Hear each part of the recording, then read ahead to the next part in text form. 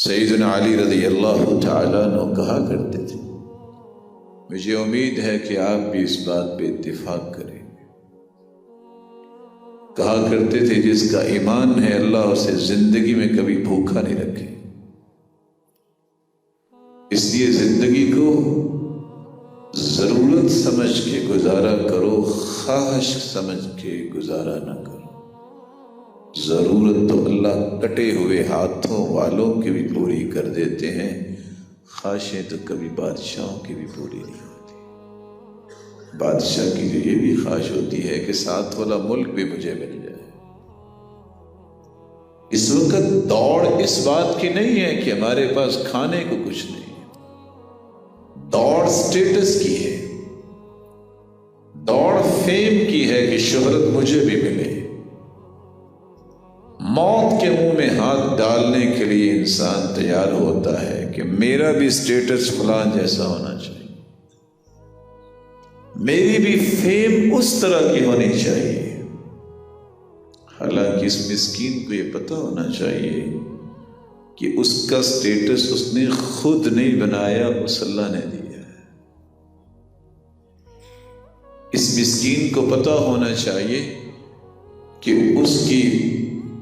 تعریف اگر لوگ کرتے ہیں تو اس میں کوئی کمال نہیں ہے، اللہ کی رحمت ہے۔ جتنا وہ غلط راستوں پہ اپنے آپ کو لگا کے چیزیں چاہتا ہے، اتنا اللہ کے سامنے گر پڑے تو اللہ اس سے بھی زیادہ اس کا سٹیٹس بنا دے۔ رسول اللہ صلی اللہ علیہ وسلم نے اس لیے فرمایا تھا، من كانت الآخرة ہمہ، آخرت کا غم جس کے دل میں آ جائے، جمع اللہ لہ شملہ، اللہ اس کے کام کو مرتب منظم بنا دیتے، وجعل غناہ فی قلبہ، دل ہر وقت غنا سے لبریز رہتا ہے، چاہت ہی کو نہیں، تمنا ہی کو نہیں، سب کچھ ہے، نہ اسے کو کھانے کی وہ شوق اور ذوق، یہ کھانا ہوگا تو بڑا ٹیسٹی ہوگا، کہتا ہے سب اللہ کی نعمت، نہ اس کو یہ غرض یہ چیز ہوگی تو پھر ہوگا، کہتا ہے جو کچھ ہے میں اس کے بھی قابل نہیں تھا۔ جعل غناہ فی قلبی، دل بھر دیتے ہیں اللہ، صرف دل نہیں بھرتے، اللہ آنکھیں بھی بھر دیتے ہیں۔ بعض لوگوں کے پاس کروڑوں کا مال ہو، ان کی آنکھیں بھی بھوکی ہوتی ہیں اور دل بھی بھوکا ہوتا ہے، قریب ہے کہ اس بھوک کی وجہ سے کہیں مر نہ جائیں وہ۔ اور دعا کرنی چاہیے اللہ ایسے دل سے اور ایسی سوچ سے بھی بنا دے جن کے اندر اللہ نے بھوک رکھی ہے، کبھی شہرت کی بھوک، کبھی مال کی بھوک، کبھی تعریف کی بھوک۔ اور مولانا اسماعیل سلفی رحمہ اللہ نے سچ کہا تھا، جس شخصیت نے اس مرکز کی بنیاد رکھی کہ بندے کو پیٹ کی بھوک ہو، وہ سارا دن روزہ بھی رکھ لیتا ہے اور 8 پہروں کا روزہ بھی رکھ لیتا ہے، کھانا مل جائے تو بھوک ختم ہو جاتی ہے۔ لیکن جس شخص کے اندر تعریف کی بھوک آ جائے، شہرت اور لالچ کی بھوک آ جائے، یہ ساری زندگی اپنا ماتھا رگڑتا رہتا ہے اور اپنے آپ کو گھسیٹتا رہتا ہے، اس کی بھوک ختم نہیں ہوگی، مٹی میں چلا جائے گا، اس کی بھوک ختم نہیں ہوگی۔ اس لیے اللہ تعالیٰ سے دعا کرنی چاہیے بیماری اللہ کسی کو نہ لگائے۔ جعل غناہ فی قلبہ واتته الدنیا وہی راغبہ، آخرت کا غم دل میں آ جائے تو میرے مالک کے وعدے دیکھیں کتنے پیارے ہیں۔ آپ نے دیکھا ہوگا جب انسان چلتا ہے تو سایہ اس کے پیچھے پیچھے چلتا ہے، جب رک کے دیکھے نا کہ سایہ آ رہا ہے کہ نہیں آ رہا تو سایہ بھی رک جاتا ہے۔ چلتے جاؤ دین کے لیے، جتنا تیز دوڑو گے دنیا بھی تیزی کے ساتھ آپ کی طرف دوڑ کے، اور حدیث کیا کہہ رہی ہے؟ وَآتَتْ الدُّنْيَا وَهِيَ رَاغِمَةٌ، دنیا آئے گی اس کے پاس، ایسے نہیں آئے گی کہ وہ منتیں کرتا پھرے گا، نہیں،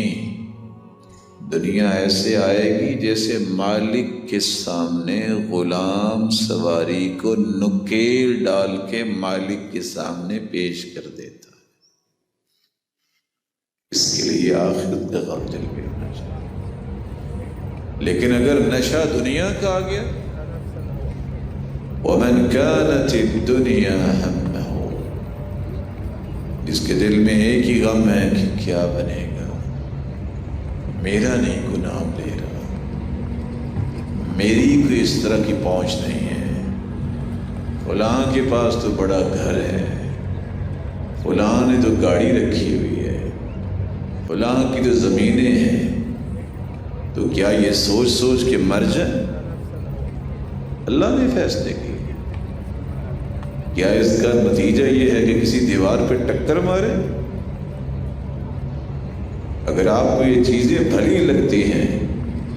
وضو کرو، 2 رکعتیں پڑھو، ہاتھ اٹھا کے کہہ دو میرے مالک دینے والا تو ہے، مجھے بھی عطا کر دے۔ اللہ تمہیں وہ دے گے جو تمہاری آنکھوں نے دیکھا نہیں۔ لیکن اگر یہی فکر رہا میری اولاد کا کیا بنے گا، ان کا فیوچر کیسے بنے گا، ان کا سٹیٹس کیسے بنے گا، فیسیں کیسے پوری ہوں گی، پڑھائیاں کیسے ہوں گی، مَنْ كَانَتِ الدُّنْيَا هَمَّهُ، جس نے دنیا کا غم پال لیا اپنے دل میں، نتیجہ نکلے گا فَرَّقَ اللَّهُ عَلَيْهِ أَمْرًا، اس کی زندگی کبھی مرتب نہیں ہوگی، اس کے کام کبھی اس کے منظم نہیں ہوں گے، دن کو الگ نوکری، رات کو الگ نوکری، ڈبل شفٹ ہے، اوور ٹائم بھی لگ رہے ہیں، لیکن حالت کیا ہے؟ بس جی بلز ہی پورے نہیں ہوتے، بڑے بڑے غریبوں کے بلز بھی پورے ہو جاتے ہیں، تمہارے اس نشے نے تمہیں یہاں تک پہنچایا ہے، تمہارے بلز پورے نہیں ہوتے، ساری زندگی نہ صحت کا خیال، نہ دین کا خیال، پیسہ جمع کرنے پہ لگا ہے، جب ہو گیا بوڑھا اور ساتھ ہی ہو گیا بیمار، وہی جمع شدہ پونجی ساری کی ساری بیماری پہ لگائی، خالی ہاتھ قبر میں چلا گیا۔ یہ زندگی نہیں ہے، یہ مصیبت ہے۔ اپنے آپ کو اور اپنے امور کو اللہ کے حوالے کرو۔ اللہ کی قسم آپ دیکھیے گا کہ آپ کی سوچ سے 1000 گنا تمہارا رب تمہیں عطا کرے گا جو تم نے کبھی سوچا ہی نہیں ہے، تمہارے حاشیے تخیلات میں بات کبھی آئی نہیں۔ اس کا آخرت کا غم ہوتا ہے، اس کے لیے انعامات